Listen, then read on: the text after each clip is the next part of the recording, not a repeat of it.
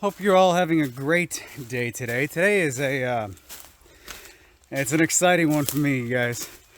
So we've got the driveway cut in, and now we can start working on where the shop's gonna go. So previously, in all of my woodworking, all of my DIYing, and all of my making, I would refer to the shop as a space indoors. And now I'm going to have a shop space, or a shop area, specifically 2 acres for the shop. We're dedicating 2 acres to having the shop built. We're going to divide this 2 acres. It's going to be 2 square acres side by side, and that'll be divided up into 3 zones. Zone 1 is obviously where the shop is. It's going to be on one end of it. Zone 2 is in the middle, and that's where the tractor and the tractor working area, I guess you could say, the outdoor working area will be in the middle. Also, that's where the sawmill will go. Eventually I'm going to get a sawmill. I don't know when, because it's a matter of whenever the timing becomes appropriate. I have someone's calling me right now. Oh, you can wait. Whenever the timing is appropriate, we'll get the sawmill, but I'm going to have a sawmill. And then on the 3rd zone, opposite of the shop, is going to be like the cleanup and processing zone, the burn pile, the place where, all the sawmill offcuts are either chipped. That's what it'll be.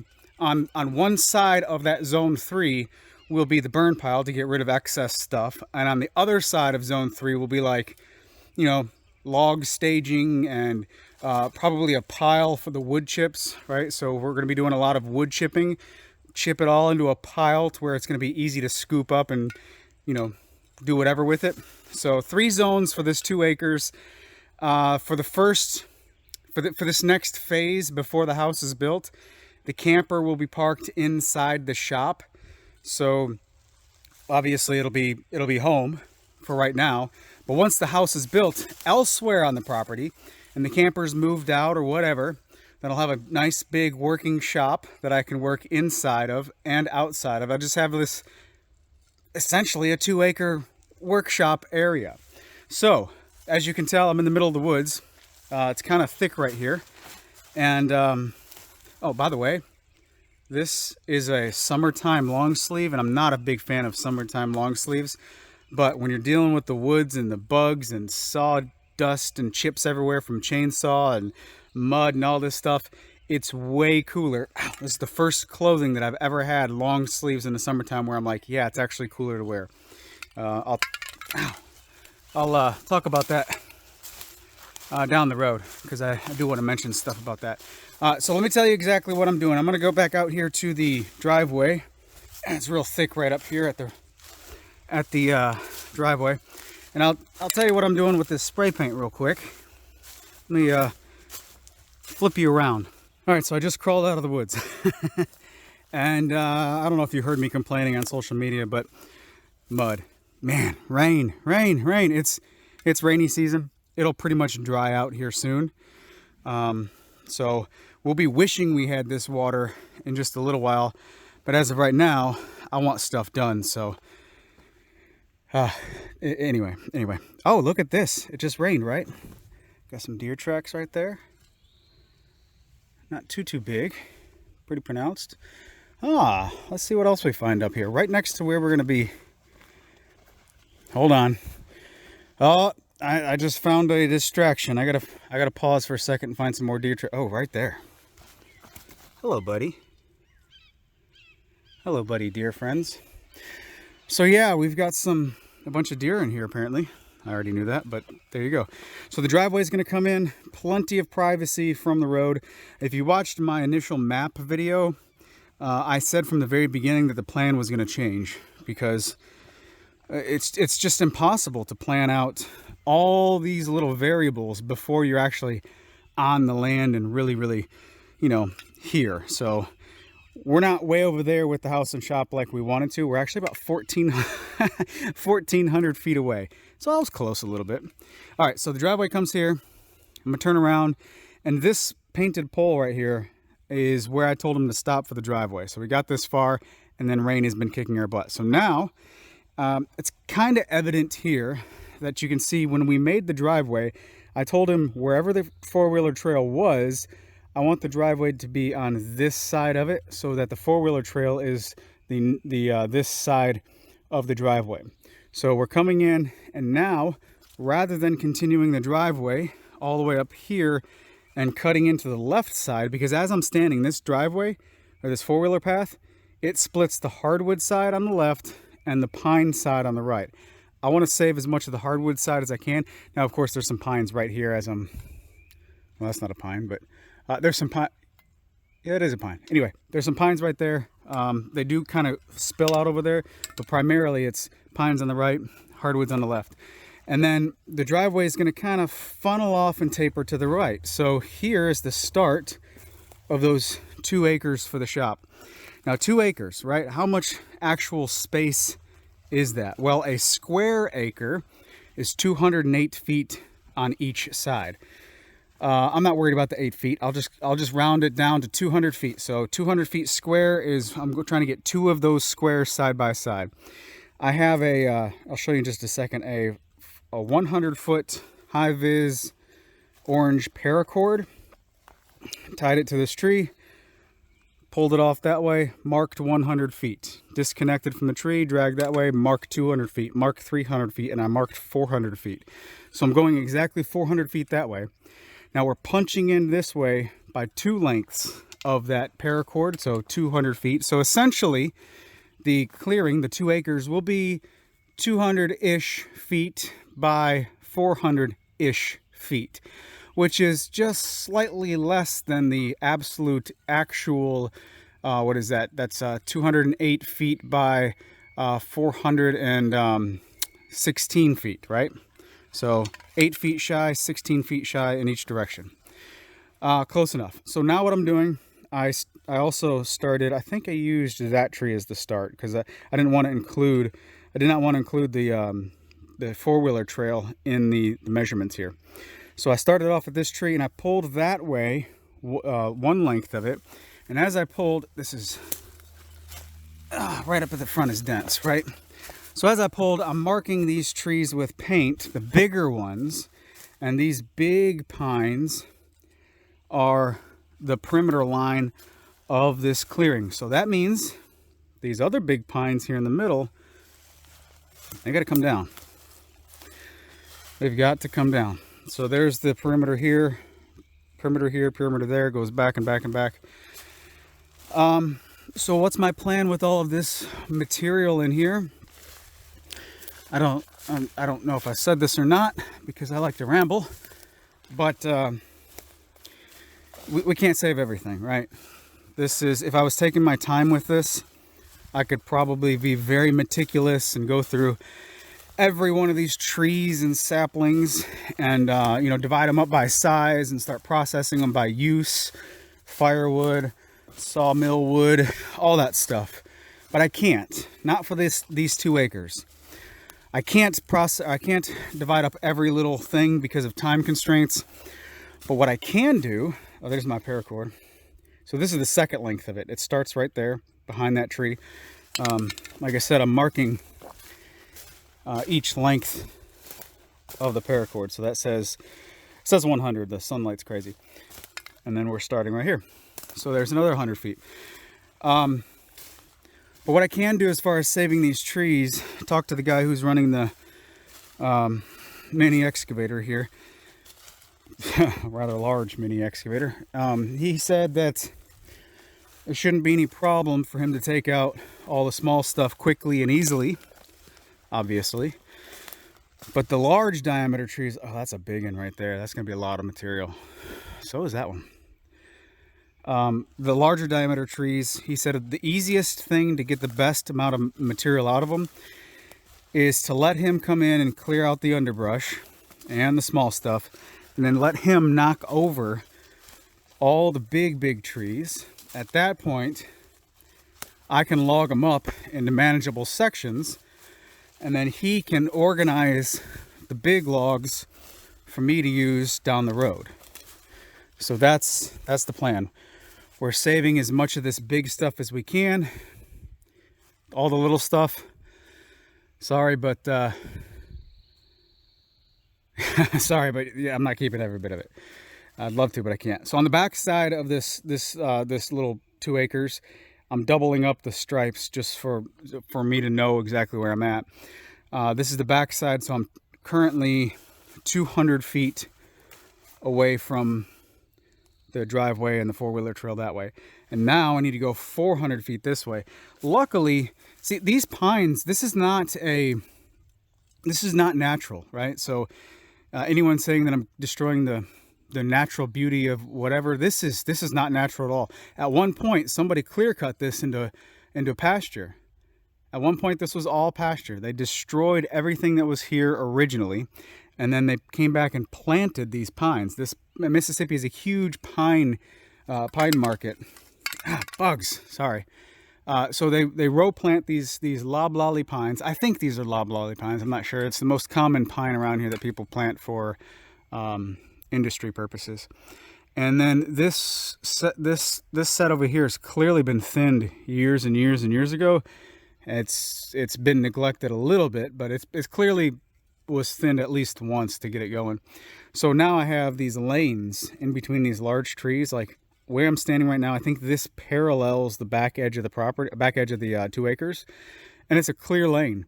Like if I wanted to turn this into a trail, it would have been perfect to just drive the tractor right through these saplings right in the middle, and then use these bigger trees, go away, bigger trees as the perimeter of the trail. But rather than perimeter of trail, like I said, we're doing the backside. All right, I need to shut up for a second. I got this side done. He's about to be here to start in on here and work this way. So I need to do the exact same thing I did with this side on the other side. And then once I'm at the back side of the other side, I'll work my way back this way, looking for that marking and looking for this marking to kind of connect these dots in somewhat of a straight line-ish, hopefully.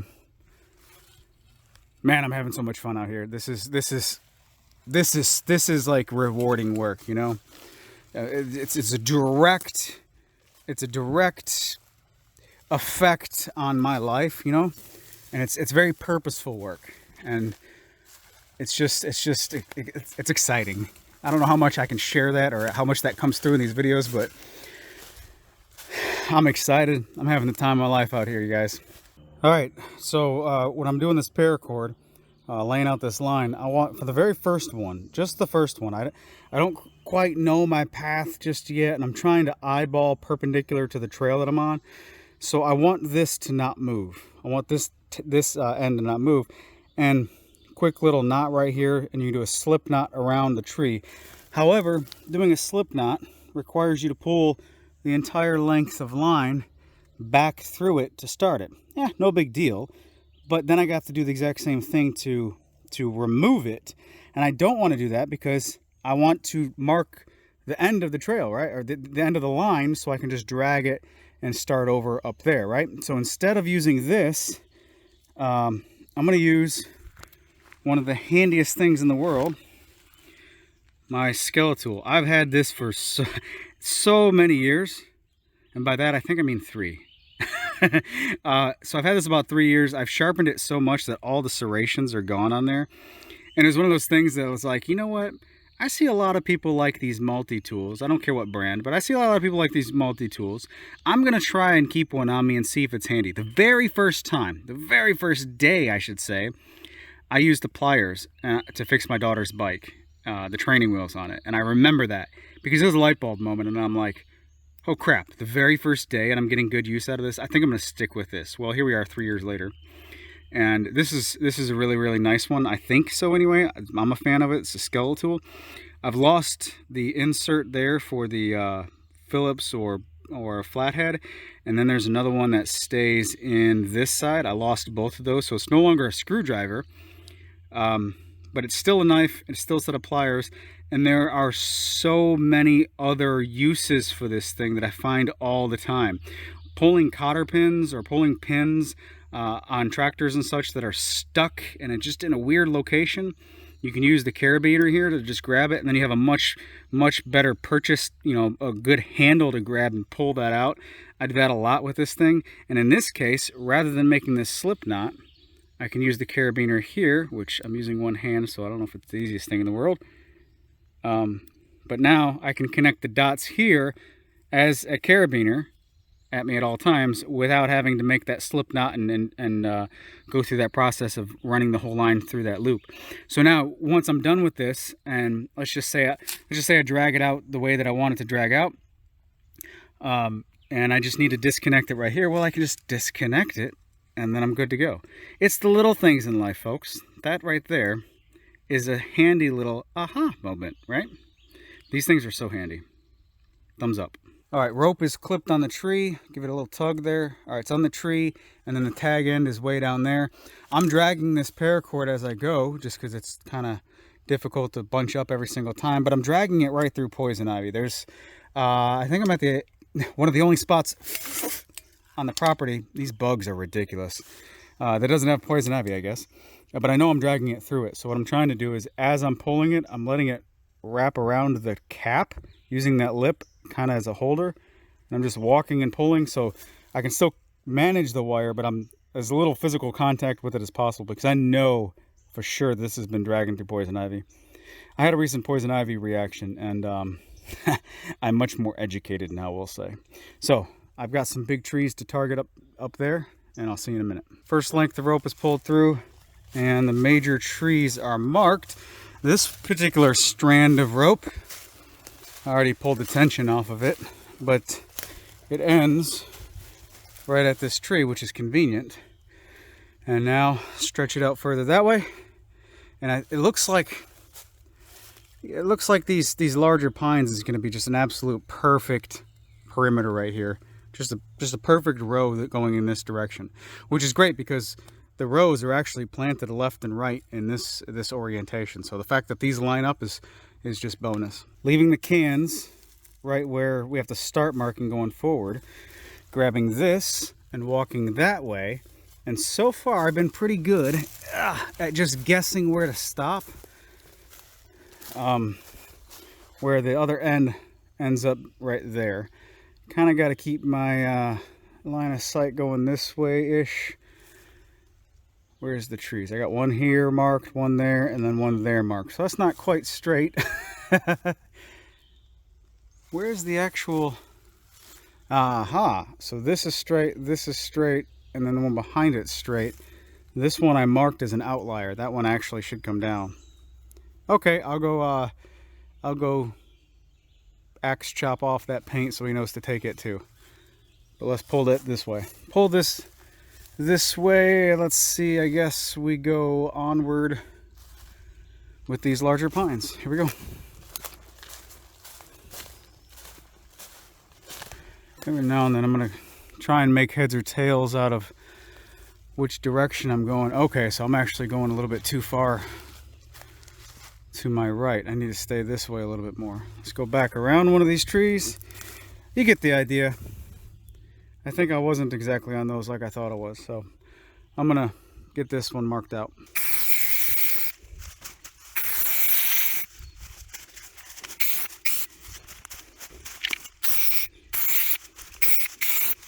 So why the two marks? Why the one mark? Why the orange paint? Well, there's a very specific reason for that, and that is, I don't know. I'm just making this up as I go. I don't know if there's any industry standard marking system. All I'm saying is, hey, that's orange, it stays. That's my marking system that me and the land clearing guy have in understanding. And then of course 2 lines is the back perimeter. So the clearing goes this way, obviously. Single line on these 2 sides running parallel with the can, double line on this back side running parallel with the can. So now I'm kind of in a funk because on the other side it looked like a clear path. This side there's no real direction. So what I'm going to do is probably take a little bit of time off camera, and I've got the gist of the direction from this paracord line coming out, so I can kind of eyeball a right corner, a right angle here, and just kind of walk that way until I figure out where my marking is, and then get my bearings in place, and then just kind of sporadically mark in between and see if I can't just connect these dots a little bit. You know what? I'll probably mark the ground in between, because that way if I mess up, it's just ground, it'll wash off. And then once I have a better bearing with the ground marking, then I can mark the tops, mark the trees at eyesight, so it's easier for him to see. Yeah, that's the plan. All right, so I went to the back right corner, which is that way. There it is. Get my bearings right. That tree, maybe you can see it, it's marked right there. That tree goes that way, 400 feet, 200 feet that way, right? So then I started going this way, marking, and I got to right here, this next tree, and I thought, I just don't know if I'm staying on course, right? So that was the second corner I marked. That was the last time you saw the paracord. And then I said I'm gonna go this way, back and forth a couple times to try and figure out this back wall. Well, I thought, you know what? I'm struggling to find the midpoint back here. So why don't I go back to the trail and hit the 200 yard mark that I've marked out. So right in the middle of the clearing, and pull back 2 lengths of the string. And I did. Right here is the second length of the string right there. So this is 200 feet back. And technically speaking, this is where the middle back should be. And I've already marked those. So not bad. 10 feet off, and I stopped right in the middle. So this makes me feel a little bit better. That way, now I know that I'm a little bit too far back. So on this direction, I'm actually veering away from the corner a little bit in this direction. So the next few markings, I'll just kind of shift a little bit this way and just try and figure out where it ends up on that corner over there. So using this midway point with the paracord, pretty good idea, I think. That's helping me out a lot. Which is also interesting because I said I was going to start marking the ground. There's a ground mark I just found. So yeah, I wasn't far off at all. Not too shabby. I just finished marking the clearing and did a couple different estimations as far as how much material that I'm going to be able to harvest and keep. So it's the rectangle is basically 200 feet by 400 feet, and I was guessing as I counted on my way out about 10 trees to harvest along the length of that 200 length as I was walking out. So about 10 trees, which makes sense because just looking around as I'm standing here, I can see that they're spaced about 20 feet apart on average. Some of them much longer than 20 feet apart, and then a couple of them that are kind of clustered together. So I would say they average a spacing of 20 feet. They're all massive trees as far as I'm concerned. These are old growth. Just looking at my side-by-side up against one of them, right? So you can use some approximations. The height of the side-by-side, how many multiples of it, when you back up, how many multiples of it to the top of a tree. It looks like a good 40 feet of usable log out of each one of these trees. Ish, 40 feet. Let's conservatively say 30 feet, okay? 30 feet of usable log out of each one of these trees. You cut that down into 10-foot sections, so let's assume that each one of these trees will yield 3 10-foot logs, obviously 3 different diameters because it's going to get smaller as it goes up, but pretty big at the base. So 3 logs per tree. And if we have a spacing of 20 feet on average, well, that 200 by 400 foot rectangle provides a grid of 20 times 10, so 200. A grid of 200 trees that are inside this 2 acres that we're going to take down. So do we get all 200 of those trees on average? No, we're not going to get all those 200 trees because that 200 includes the perimeter and the area. The perimeter on 3 sides is staying there. The 2 sides that I marked initially, and then that back side, that perimeter is staying there. And the perimeter on this trail that I'm pacing up and down, well, of course, it's over here, and this whole line is coming down as well. So we do take that line out. So 200 maximum number of trees, which sounds like too much. And then you take the 10 trees off of one short side, the 10 trees off of that other short side for the perimeter. We're down to 180 trees. And then that back wall, the back perimeter, is 20 trees long-ish. But those corners are already taken care of, or they're already accounted for. So rather than 20 trees, we remove 18 trees. So there we're at 162 trees. 162 trees times 3 logs per tree. That's a ridiculous number that I can't come up with right now. Basic math. So anyway, you know what? Let's just be a little bit conservative with that number. 162 trees just sounds like too much. I mean, they're in there. There's a lot of trees in there. It's only 2 acres.